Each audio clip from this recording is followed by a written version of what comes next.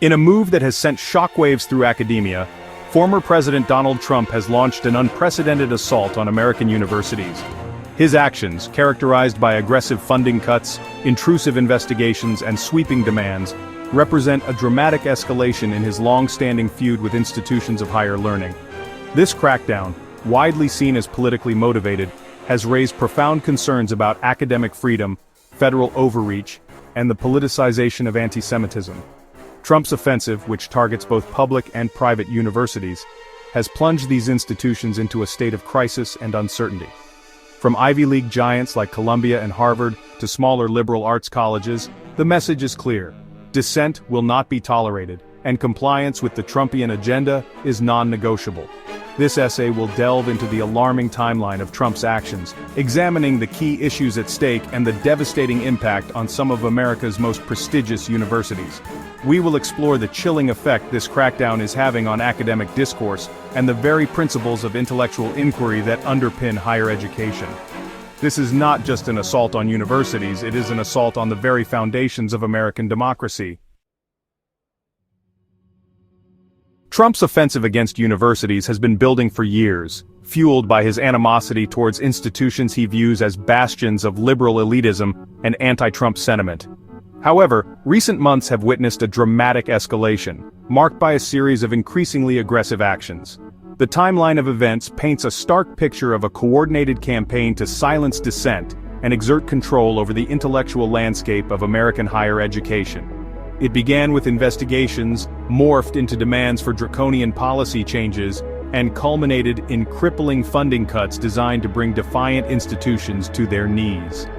One of the most recent and alarming developments came in early April 2025, when the Trump administration announced plans to withhold a staggering $510 million in federal funding from Brown University.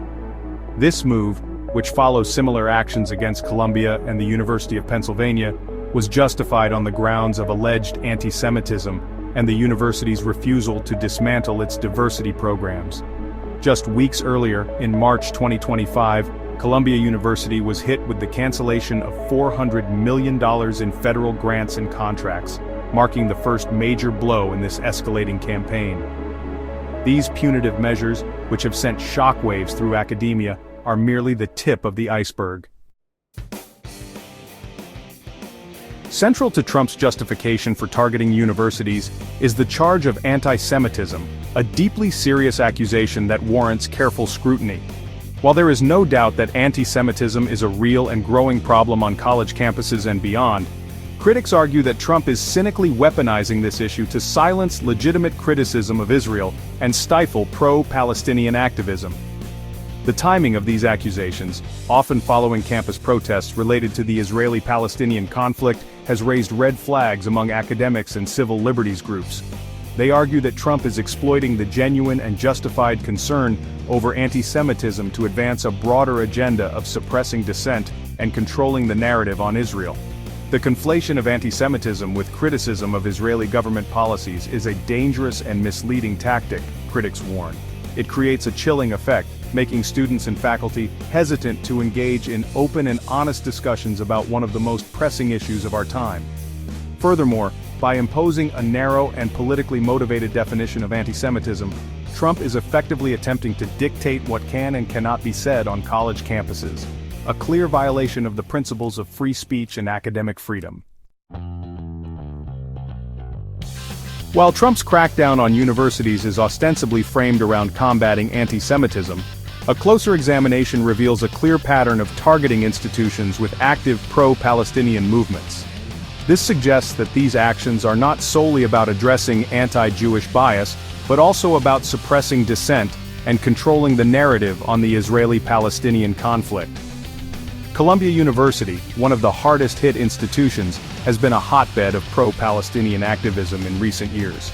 In 2024, the university was rocked by large-scale protests, demanding divestment from companies tied to the Israeli occupation. These demonstrations, which included a tent encampment that disrupted campus life, drew the ire of Trump and his allies, who accused the university of fostering an anti-Semitic environment. The timing of the subsequent funding cuts and investigations targeting Columbia, coming just months after these protests, strongly suggests a retaliatory motive. This pattern is repeated at other universities facing similar pressure, indicating a broader strategy to silence pro-Palestinian voices and quash any challenge to the unquestioning support for Israel that has long been a hallmark of U.S. foreign policy. By targeting universities that allow for open and critical discussion of the Israeli-Palestinian conflict, Trump is sending a chilling message: support for Palestinian rights is unacceptable and will be met with swift and decisive punishment. This not only undermines academic freedom, but also stifles crucial debate on one of the most pressing human rights issues of our time.